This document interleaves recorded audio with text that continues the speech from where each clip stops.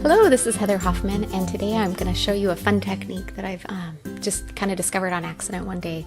I call it dual layer embossing, and it's basically doing embossing with a clear ink and a black ink, and then when you put clear embossing powder over the entire thing, you heat emboss it all at once, and then it resists your ink for applying distress ink or watercolors. So you're going to need two kinds of ink, a clear embossing ink and then a black pigment ink. Make sure it's pigment, otherwise it won't work with the embossing powder. And then a clear superfine embossing powder. And I'm just going to demonstrate one of these cards today. I'm doing the one on watercolor cardstock. If you want to use it with distress ink, just do the exact same thing on white cardstock. And I have two Misties I'm using. You can easily do this with one Misty, or even without a Misty. I like the Misty because I can restamp it a couple times, especially on the textured watercolor paper. I find that I get a better impression that way. And it keeps it all lined up perfectly each time. So I'm going to stamp with my clear watermark ink a total of 3 times. If I'm just using white cardstock, I usually will only stamp it maybe 2 times, 1 to 2 times, depending on how detailed the stamp is. Sometimes I do this more than 3 times, but 3 times felt pretty adequate on this. Now I'm switching Misties. Again, if you only have one, just switch out and add your sentiment. And you're going to stamp this, the sentiment stamp, you're going to stamp it with the black pigment ink. Now again, you haven't heat embossed anything at this point. You've only got the stamped image on there. So again, on this one, I'm going to do it 3 times just to make sure I get a really nice crisp impression. And then once I'm all done with that, I'm going to pull that off. And at this point, I will sprinkle my clear embossing powder over.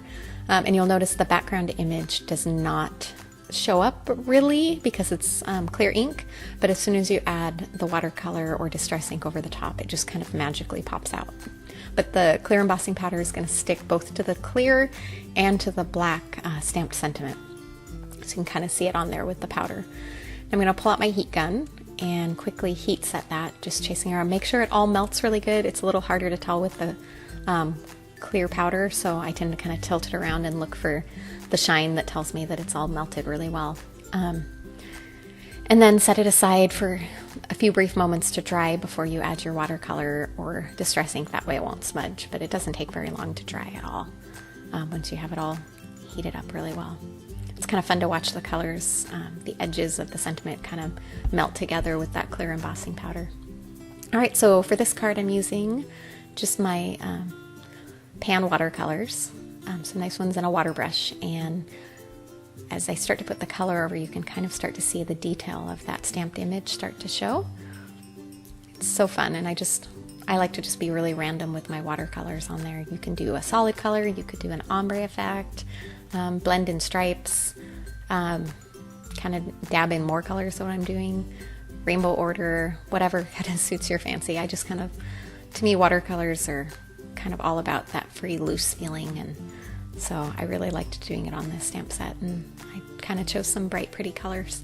Now, once I get some of the color on there, I'm going to grab my, I just have a baby wipe there that I'm using to clean my brush in between colors, and I'm going to use that to kind of pull off some of the excess color in certain places, and then I can come back in and add a little more deep color without as much liquid in the water, so it'll kind of run into the moisture that's already there and blend together really beautifully. All right. Once that's all done, I'm going to set that aside to dry before I finish assembling this card. For this one, I added kind of a fun border around using one of the new reverse confetti cuts, the diamond square or diamond stripe square. So instead of using it in the square format on this one, I adhered it in the diamond layer. You notice that center cut square perfectly fits the decorative center. And trim off your extra, mount it on a card base with a little bit of jute twine. So again, in the other card, I just blended distress ink over. I did the exact same thing, and then I turned it into a shaker card, just for fun. I hope you try this technique. I'd love to hear what you think. Thanks so much for stopping by. Have a great day.